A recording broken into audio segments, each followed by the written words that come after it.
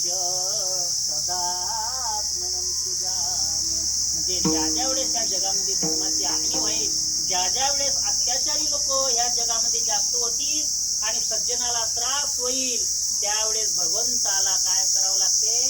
अवतार घ्यावा लागतो. मग काय? भक्ता राखी पायापाशी,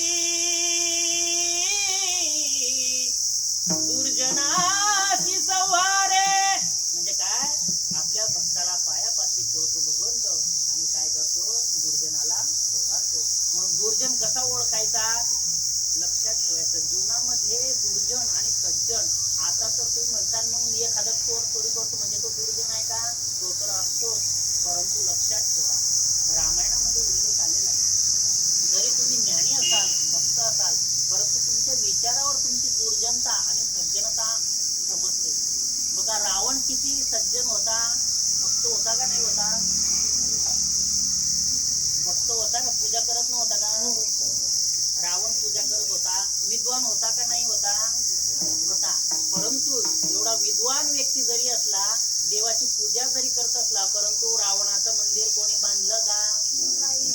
म्हणून तुम्ही बाहेरून काय करता त्याला महत्व नाही. तुम्ही बाहेरून शिडीला आणि एखाद्याची पूजा करतात किंवा तुम्ही विद्वान आहे याला महत्व नाही.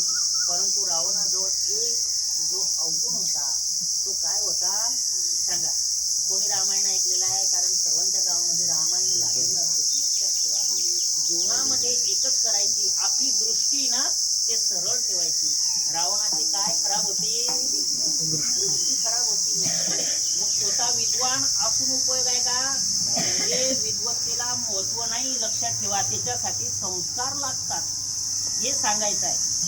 म्हणजे विद्वत्तेला महत्व नाही याचा अर्थ विद्वान बनायचं नाही असं नाही. विद्वत्ता हवी, परंतु ते विद्वत्ते सोबत तुम्हाला तुमच्याजवळ आचरण हवं. कारण तुमच्या आचरणाच्या लोक पाया पडतात. विद्वत्ता बघून पाया पडतीलच असं सांगता येणार नाही. परंतु तुमच्याजवळ जर आचरण असेल तर तुमच्याजवळ विचार असेल, आणि विचार असेल तर तुमच्याजवळ विद्वत्ता नक्कीच असेल. परंतु जिथं विद्वत्ता असेल तिथं विचार चांगले असतीलच असं सांगता येत नाही. कारण या जगामध्ये विद्वान अनेक पडलेले आहे. एखादा विद्वान परीक्षा पास झाला, समजा UPSC MPSC, मग तू विद्वान होऊ शकतो. तर डोक्याने अगदी डोकेलिटी असल्यानंतर तू विद्वान म्हणजे 100 मुलांमध्ये